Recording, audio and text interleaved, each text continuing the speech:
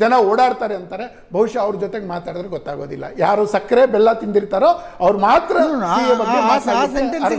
ಆ ಸೆಂಟೆನ್ಸಿಗೆ ನಂದು ಒಂದು ಪ್ರಶ್ನೆ ಇದೆ. ಬಿ ಟಿ ಲಲಿತಾನಾಯಕರ ಐಡಿಯಲ್ ಸರ್ಕಾರ ಹೆಂಗಿರಬೇಕು ಹಂಗಿದ್ರೆ?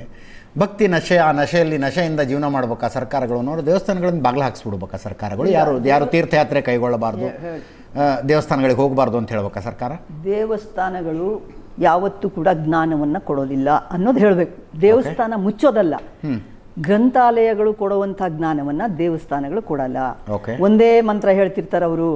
ಅಲ್ಲಿ ನೀವು ಹೋಗಿ ಏನನ್ನ ಕಲಿತೀರಿ ಅನ್ನೋವಂಥ ಒಂದು ಇದನ್ನು ಹೇಳ್ತಾ ಇದ್ರೆ ಆಗ ಅವ್ರಿಗೆ ನಿಜವಾದ ದೇವರನ್ನ ನಾವು ಯಾವ ರೀತಿ ನಾವು ಪ್ರಾರ್ಥನೆ ಮಾಡ್ಬೋದು, ದೇವ್ರಂದ್ರೇನು ಅನ್ನೋದನ್ನ ಬಹುಶಃ ಅವ್ರು ಆಲೋಚನೆ ಮಾಡ್ಬೋದು.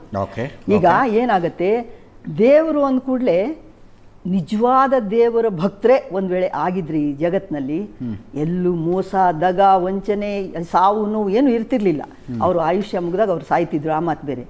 ಆದರೆ ಇದು ಜನ ಮರಳೋ ಜಾತ್ರೆ ಮರಳೋ ಅನ್ನೋ ಹಾಗೆ. ಅವನು ಹೋದ, ನಾನು ಹೋಗ್ಬೇಕು. ಅವನು ಒಂದು ಕತೆ ಕಟ್ತಾನೆ, ನನಗೆ ಅವನಿಗೆ ಕಾಕತಾಳ ನ್ಯಾಯವಾಗಿ ಅವನಿಗೇನೋ ಒಂದು ಒಳ್ಳೇದಾದ ಕೂಡಲೇ ಅಯ್ಯೋ ಅಲ್ಲಿ ಹೋದ ಕೂಡಲೇ ಎಲ್ಲ ಮಕ್ಕಳಾಗತ್ತೆ, ಮರಿ ಆಗತ್ತೆ, ನಮ್ಮ ಮನೆ ಕಟ್ಟಿಸ್ಕೋಬಹುದು, ಏನೆಲ್ಲ ಸಂಪತ್ತು ಸಿಗತ್ತೆ ಅಂದ್ಕೂಡಲೇ ಇನ್ನೊಬ್ಬನಿಗೆ ಆಸೆ ಹುಟ್ಟತ್ತೆ.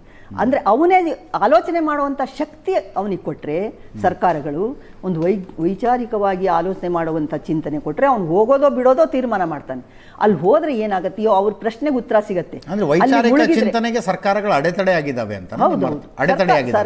ಎಲ್ಲೋ ಖರ್ಗೆ ಒಬ್ರು ಮಾತಾಡಿದಾರ್ರಿ, ಆ ಸರ್ಕಾರನೂ ಅದೇ.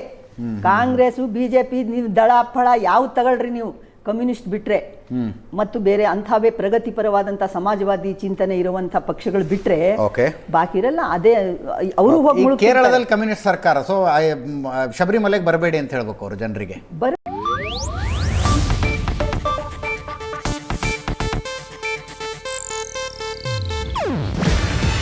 ಇದು ಏಷ್ಯಾನೆಟ್ ನ್ಯೂಸ್ ನೆಟ್ವರ್ಕ್ ಪ್ರಸ್ತುತಿ. ನೀವು ನೋಡ್ತಿದ್ದೀರಾ ಏಷ್ಯಾನೆಟ್ ಸುವರ್ಣ ನ್ಯೂಸ್.